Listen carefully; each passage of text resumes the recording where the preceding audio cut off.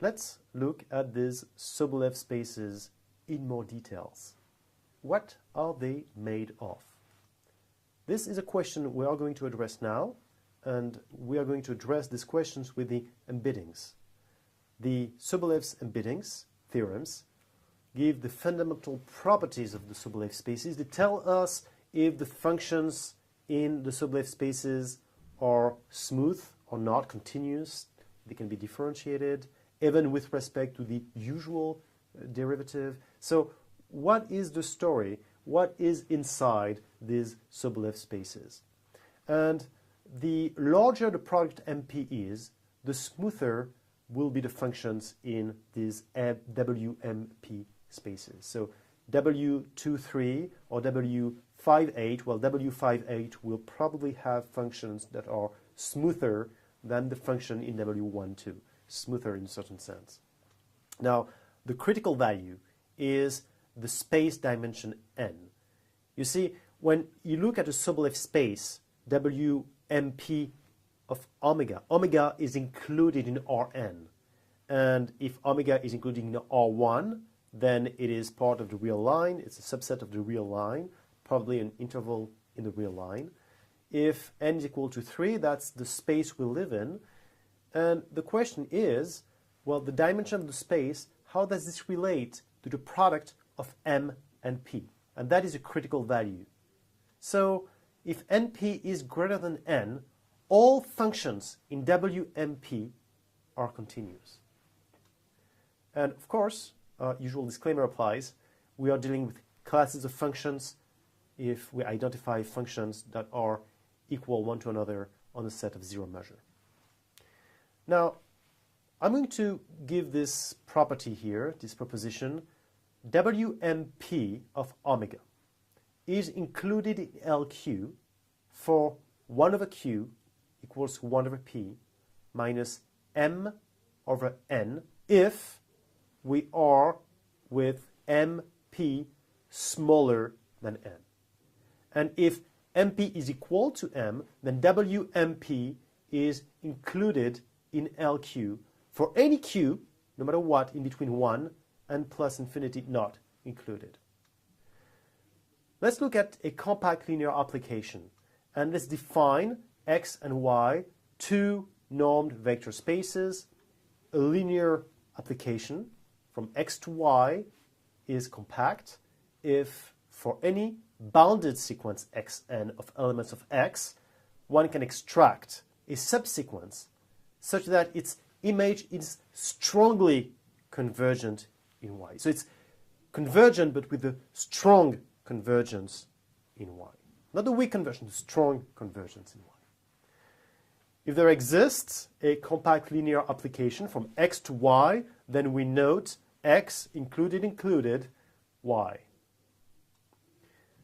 Let's talk about the Kondrasov compact injection theorem. WMP is compactly included in LR of omega for any R in 1Q, where 1 over Q is equal to 1 over P minus M over N, and N again is the dimension of the space. And that is provided that MP is smaller than N. If MP is equal to N, then WMP has this compact injection into LQ for any Q in 1 plus infinity not included. And if MP is greater than N, then WMP is compactly included in the set of all continuous functions of omega. I'm going to give you an example for R2. So R2 is the plane, and I will choose omega to be a subset of the plane. I will look at H1, which is W12. So we have two different 2's here. The 2 which is dimension of the space, which is in blue, and the 2 of the W12, which is in red. Now, if you remember what I just said in the previous slide, what we have is 1 times 2 is equal to 2.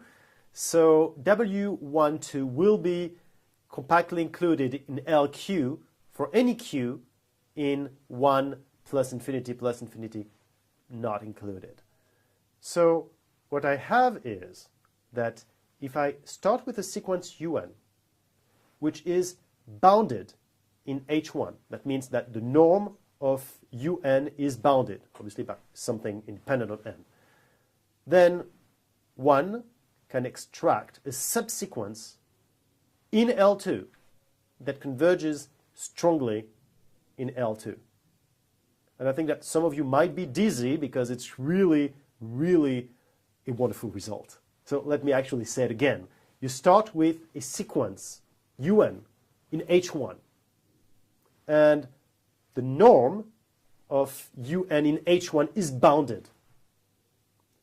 What I'm saying is that you can extract a subsequence that will be in L2 and that will converge strongly in L2. So what I'm saying is that the unit ball of H1 is compact in L2, but not in H1. Now, if 1 over q is equal to 1 over p minus k minus l over n, n is the dimension of the space, then wkp will be included in WLQ. So you can say that one space, one Sobolev space is included in the other space if this equality here is satisfied. And the embedding is continuous. That is also a wonderful result. So this is the end of week 7 of this class. Next week, we will see how we can model a membrane and use all of what we've seen so far to prove the existence and uniqueness of the solution. We will also compute the solution to the equation to actually see how we can do it. Week 8 is going to be wonderful. I'm really looking forward to it. See you next week.